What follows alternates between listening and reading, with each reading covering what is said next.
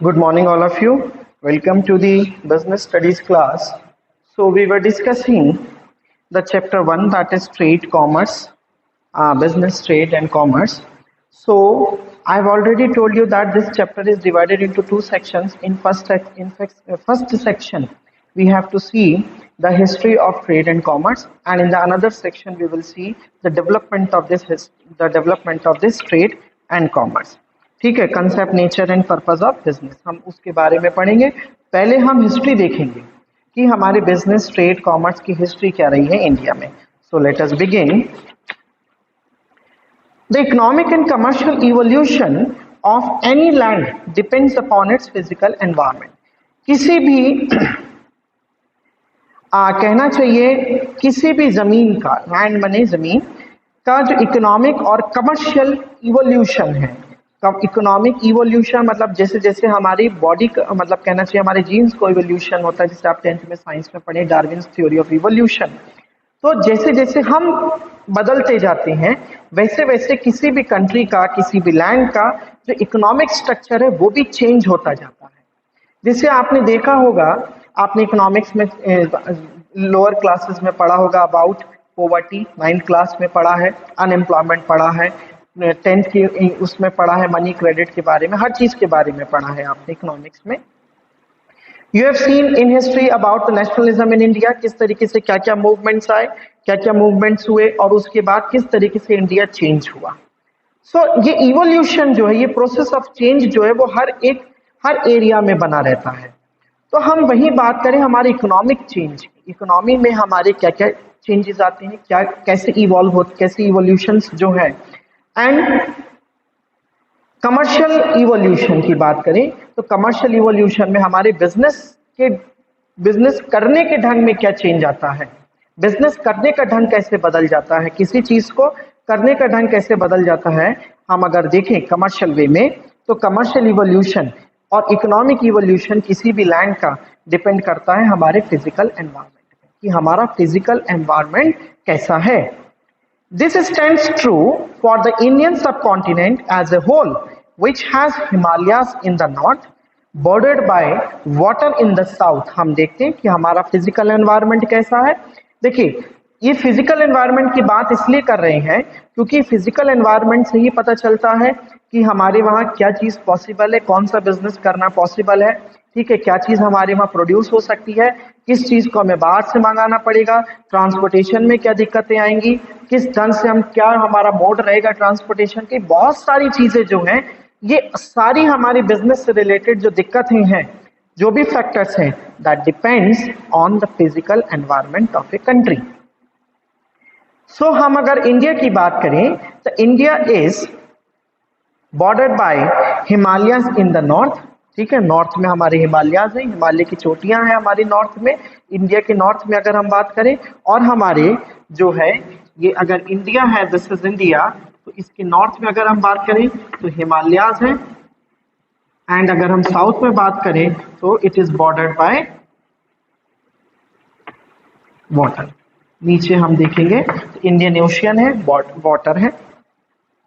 In the south, a network of roads merging into the Silk Route helped in establishing commercial and political contacts with adjoining foreign kingdoms and empires of Asia। हम जानते हैं हमारे silk route से, हम silk route की बात करें जो हमारा हिस्ट्री में आप लोगों ने पढ़ा होगा सिल्क रूट के बारे में, तो सिल्क रूट की वजह से सिल्क रूट हेल्प्ड इन एस्टैब्लिशिंग, सिल्क रूट ने हमको हेल्प करी है, हमको मदद करी है in the establishment of commercial and political contacts with adjoining foreign kingdoms. जो हमारे साथ जुड़े हुए फॉरेन किंगडम्स थे उनके साथ हमने जो कमर्शियल और पॉलिटिकल कॉन्टेक्ट बनाए हैं, उसको बनाने में जो मदद मिली है हमको वो सिल्क रूट से मिली है, ठीक है। इन particular and the world in general, ठीक है, पर्टिकुलरली एशियन कॉन्टिनेंट्स के जो एम्पायर्स थे, ठीक है, जो साम्राज्य रहे हैं, उनके साथ हमारे सिल्क रूट की वजह से कॉन्टेक्ट, पॉलिटिकल कॉन्टेक्ट और कमर्शियल कॉन्टेक्ट मजबूत हुए हैं। और वर्ल्ड की भी बात करें जनरली तो वर्ल्ड के भी जितने किंगडम्स वगैरह रहे हैं उनसे भी हम क्या कहें, इसकी वजह से हम कांटेक्ट में आए हैं। The maritime routes linked the east and the west by sea and were used for the trade of spices. Maritime जो रूट था, पहले तो सिल्क रूट की बात करें, सिल्क रूट, ठीक है, ये हिस्ट्री अभी पढ़ रहे हैं तो थोड़ा सा, और उसके बाद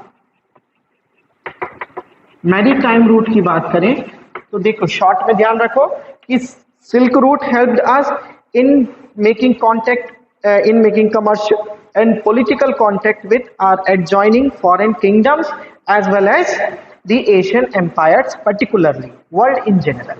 ठीक है, दूसरी चीज हम बात करें maritime route. Maritime route linked the east and west by sea and were used for the trade of spices. ठीक है, ये किसके लिए यूज होता था? ये ईस्ट एंड वेस्ट को जोड़ने वाला था. ठीक है, ईस्ट और वेस्ट को जोड़ता था, और साथ ही साथ जो है हम बात करें this is specially for spice, ये स्पाइसेस के लिए था. ठीक है, मसालों के लिए. Therefore it is also known as, इसीलिए इसका नाम क्या है, इसको दूसरा नाम भी देते हैं स्पाइस रूट का. ठीक है, स्पाइस रूट का. Due to the flow of wealth through these routes, the chief kingdoms, important trade centers, and the industrial belt flourished, which in turn further facilitated the progress of domestic and international trade in ancient India.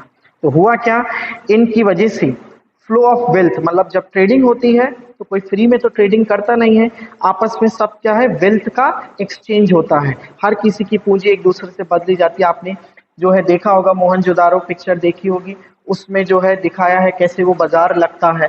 ठीक है, तो अलग अलग देश से कोई weapons लेके आता है, कोई कुछ लेके आता है, और सब लोग क्या करते हैं, एक्सचेंज करते हैं, वेल्थ के बदले में चीजों को एक्सचेंज करते हैं. वैसे ट्रेड चली आ रही है. तो इसकी वजह से जो हमारे इंपॉर्टेंट कहना चाहिए चीफ किंगडम्स हैं और इंपॉर्टेंट ट्रेड सेंटर्स हैं और इंडस्ट्रियल बेल्ट हैं, ये धीरे धीरे धीरे धीरे क्या हो गई, फ्लरिश होती चली गई और बढ़ती चली गई. ठीक है, प्रोग्रेस करती चली गई, और इनकी वजह से and this facilitated the progress of domestic and international trade in ancient India. इसकी वजह से इंडिया में डोमेस्टिक ट्रेड का मतलब होता है trade within the domestic territories of a country. जो हमारी जियोग्राफिकल बाउंड्रीज हैं, इंडिया के अंदर में ही ट्रेड होगी.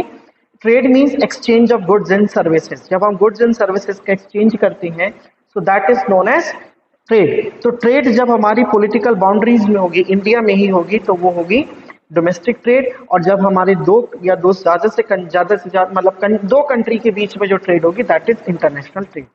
तो कैसे हमारे वहां प्रोग्रेस हुई इंटरनेशनल ट्रेड और डोमेस्टिक ट्रेड के एंशिएंट इंडिया में? तो देखिए, जब इंटरनेशनल ट्रेड करनी पड़ेगी तो हमें जगह जहां जो एरियाज हमारे इंडिया में भी, देखिए India was divided into different kingdoms. तो क्या कहते हैं, एम्पायर्स में डिवाइड था, अलग अलग साम्राज्यों में, अलग अलग कहना चाहिए राज्यों में डिवाइड था इंडिया जो था. ठीक है, अलग अलग जगह जो है राजा महाराजा हुआ करते थे, किंगडम्स वगैरह उनके थे. तो इसकी वजह से जो डोमेस्टिक और इंटरनेशनल ट्रेड की अगर हम बात करें तो दोनों का कैसे डेवलपमेंट हुआ, कैसे प्रोग्रेस करा? तो क्योंकि हमारा जब इंडिया भी बटा हुआ था तो इंडिया इस क्या कहते हैं, इंडिया की अगर हम बात करें तो अलग अलग जगह जो है, अलग अलग जगहों पर अलग अलग तरीके के गुड्स एंड सर्विसेज प्रोड्यूस हो सकते थे. तो उनको जब हम बाहर भेजते थे तो उनको इकट्ठा भी करना पड़ता था. तो इससे हमारी डोमेस्टिक ट्रेड मजबूत हुई. भाई इधर उधर जो है इंडिया के अंदर ही इधर उधर से सामान को लाने ले जाने की वजह से, और जब हम अपने वहां से दूसरे देशों में भेजते थे तो इंटरनेशनल ट्रेड मजबूत हुई. तो इस तरीके से हमारे एंशिएंट इंडिया में जो है प्रोग्रेस हुआ. किसकी वजह से? वेल्थ जो इन रूट्स के थ्रू वेल्थ इधर उधर जाती थी, और जिसकी वजह से हमारे chief kingdoms, important trade centres और इंडस्ट्रियल बेल्ट कल जो फ्लरिशमेंट हुआ, जो ये फ्लरिश हुए, ये बढ़ते चले गए, इनमें और मतलब बढ़ोतरी हुई. इसकी वजह से हमारे इंडिया में भी, एंशिएंट इंडिया में भी ट्रेड का क्या हुआ, प्रोग्रेस हुआ. Trade and commerce have played a vital role in making India to involve as a major actor in economic world in ancient times. अगर हम पुराने समय की बात करें, एंशिएंट टाइम की बात करें, तो ट्रेड एंड कॉमर्स का जो बहुत अहम रोल रहा है हमारे इंडिया में, इंडिया में क्या कहते हैं, in the economic world in ancient times. हम अगर इकोनॉमिक वर्ल्ड की बात करें, क्या कहते हैं इकोनॉमिक वर्ल्ड का मतलब होता है जो ट्रेडिंग से रिलेटेड ये सब होता है, तो इकोनॉमिक वर्ल्ड कहलाया जाता है। तो इसमें अगर हम बात करें तो हमारे इंडिया का नाम, एंशिएंट इंडिया का नाम जो है, हम एंशिएंट टाइम्स में हमारा इंडिया जो है एक मेजर एक्टर रहा है इस इकोनॉमिक वर्ल्ड में। आर्कियोलॉजिकल एविडेंसेस, पुरातत्व विभाग के जो हमारे एविडेंसेस हैं, पुरातत्व के हिसाब से जो हमारे जो सबूत हैं, have shown that trade and commerce was the mainstay of the economy of ancient India। मतलब ये इससे दर्शाता है, हमारे जो पुरातत्व कहना चाहिए, हमारे जो आर्कियोलॉजिकल एविडेंसेस हैं, जो पुरातत्व सबूत है हमारे, वो हम ये दर्शाते हैं कि इंडिया का जो है मेन स्टे रहा है, कहना चाहिए सॉरी, जो इकोनॉमी है एंशिएंट इंडिया की वो डिपेंड थी ट्रेड और कॉमर्स पर ही डिपेंड थी। Commercial cities sorry, was the mainstay of the economy of ancient India, carried out by water and land। जमीन के द्वारा, मतलब कहना चाहिए जमीनी रास्तों से जहां आना जाना संभव था तो वो ट्रेड कॉमर्स के रास्ते थे, और जहां वाटर वे बॉडीज के थ्रू ही आना जाना पड़ता था तो वो हमारे एंशिएंट इंडिया जो है पूरी तरीके से देखा जाए तो इकोनॉमी हमारे एंशिएंट इंडिया की डिपेंड थी ट्रेडिंग पे, ट्रेड और कॉमर्स में। कमर्शियल सिटीज लाइक हड़प्पा, मैंने अभी आपको बताया मोहनजोदारो में आप देखा होगा आपने, Harappa and Mohenjodaro were founded in the 3rd millennium BC।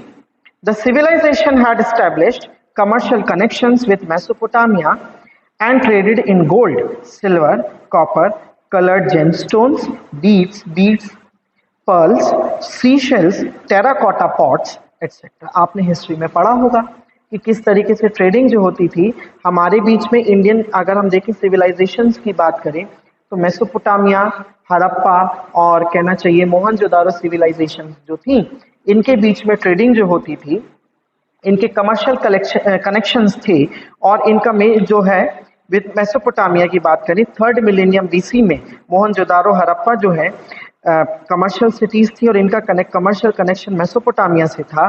और ये जनरल ये ट्रेड इसका किस में होता था, गोल्ड में, सोने में, silver, copper, coloured gemstones, beads, pearls, sea shells, terracotta pots. ये आपने छोटी क्लासेस में पढ़ा होगा इनके बारे में। तो इन सब में ट्रेडिंग हुआ करती थी। The period was marked by substantial commercial activities and urban development, political economy and military security during ancient times united most of the Indian subcontinent, and trade regulations were carefully planned. There were diverse types of coins and weighing practices which used to vary from place to place। तो this period was marked, ये जो period था, ये जो हमारा commercial connections का ये जो civilization वाला period था एंशिएंट इंडिया की हम बात कर रहे हैं, तो commercial activities and urban development आप देखते हैं कि किस तरीके से मोहनजोदारो में डेवलपमेंट हुआ, और जो था सबसे कहना चाहिए सिटीज में उसका जो स्ट्रक्चर है वो सबसे ज्यादा बेहतर माना जाता है। ठीक है, उसमें जो सीवेज सिस्टम था, उसमें जो पानी निकलने का सिस्टम था, ठीक है, नीचा नगर ऊंचा नगर, ये सब आप पढ़े होंगे तो देखे होंगे। Political economy and military security during ancient times united most of the Indian subcontinent। तो political economy और military security की बात करें तो इसकी वजह से इंडियन सबकॉन्टिनेंट जो था ancient times में वो यूनाइटेड का मतलब होता है जुड़ा हुआ था।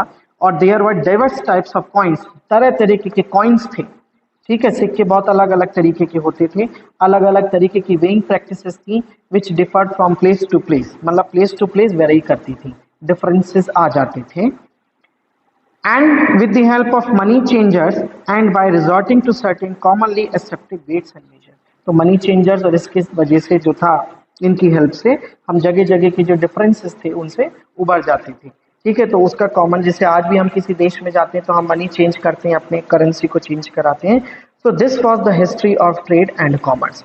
अब हम नेक्स्ट वीडियो में पढ़ेंगे इंडिजिनस बैंकिंग सिस्टम के बारे में, कि किस तरीके से बैंकिंग सिस्टम हमारा इवॉल्व हुआ, या कहना चाहिए हमारा किस तरीके से बैंकिंग सिस्टम जो है मजबूत हुआ है।